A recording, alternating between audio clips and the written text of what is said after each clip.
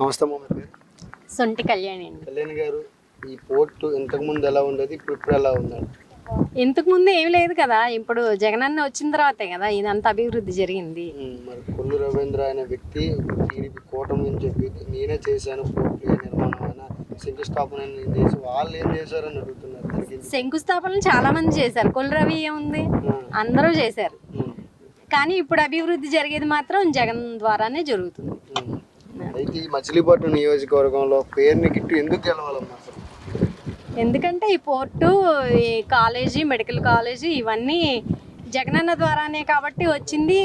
అందుక్రితం నాని గారు ఉండేవాళ్ళు, ఆయన తరపున ఇప్పుడు వాళ్ళ తనయుడు పేరుని కిట్టు నిలబడ్డారు. అందుకని ఆయనే నిలబడాలని, ఆయనే గెలవాలని కోరుకుంటున్నాం. ఇప్పుడు రాజకీయ అనుభవం, ఎటువంటి రాజకీయ అనుభవం లేని వ్యక్తి రాజకీయాల్లోకి వస్తే గెలిస్తే ఏం చేస్తారు ప్రజలకు? అసలు అనుభవం లేదని ఎందుకు అనుకోవాలి మనం? వాళ్ళ తాతగారు రాజకీయంలోనే పుట్టి పెరిగారు, వాళ్ళ నాన్నగారు అదే వచ్చేస్తుంది కదా వారసత్వం కింద. అంతే, అలాగే వచ్చేస్తుంది. ఇప్పుడు ఇటువంటి చాలా మంది ఆరోపణ చేస్తున్నారు, కుర్రోడులాగా ఉంటాడు, రాజకీయం ఏంటి అసలు ఆయనకి ఏంటి అని అడుగుతున్నారు. దానికి ఏం చెప్తారు? కుర్రోడు అంటే కుర్రోడే, చిన్న వయసే. కాకపోతే తన తెలివితేటలతో అలా దాన్ని అభివృద్ధి చేస్తాడని అందరికీ నమ్మకం ఉంది.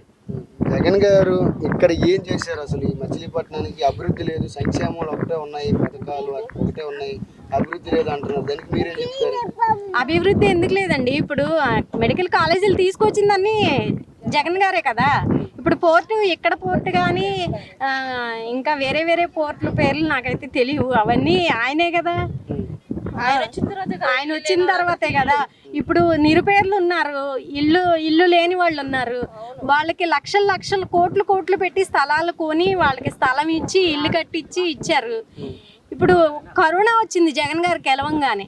కరోనా వస్తే అదే చంద్రబాబు నాయుడు అయితే ఎప్పుడో తప్పుకుని ఎప్పుడో అప్పులు పాలు చేసేవాడు దేశాన్ని. ఆయన కాబట్టి ఏదో తనకున్నంతలో దాన్ని నిలబెట్టి చాలా తట్టుకుని చాలా చేశాడు జగన్ గారు అంటే. అయితే ఇక్కడ ఈ నియోజకవర్గంలో ప్రజలకి ఈసారి ఎవరు గెలిస్తే మంచి జరిగిద్దని అనుకుంటున్నారు? జగన్మోహన్ రెడ్డి గారే గెలవాలి. అలాగే జగన్మోహన్ రెడ్డి గారి తరపున కిట్టు బాబు. అసలు ఇక్కడ ఎందుకు ఆయన గెలిస్తే ఏం జరుగుతాయి, నెక్స్ట్ గెలిచిన తర్వాత ఏం జరుగుతాయి? ఇక్కడ అన్ని అభివృద్ధులు జరుగుతాయని ఇప్పుడు కొన్ని జరుగుతూ ఉన్నాయి, అవి ఆపకుండా శాంతం వాళ్ళే నిర్వర్తిస్తారు. ఇప్పుడు జగన్ సిద్ధం అంటున్నారు, ప్రజలు ఎంతవరకు సిద్ధంగా ఉన్నారు? ప్రజలు కూడా ఆల్మోస్ట్ సిద్ధమే. అసలు కూటమికి ఎటువంటి దోకా ఇప్పుడు చంద్రబాబు నాయుడు అనేవాడు 3-4 పార్టీలు కలిసి వచ్చి నిలబడి తిరగాలనుకుంటున్నారు. ఇప్పుడు జగన్ అలా ఏం కాదు కదా, ఒక్కడే నిలబడుతున్నాడు, ఒక్కటే వ్యక్తి.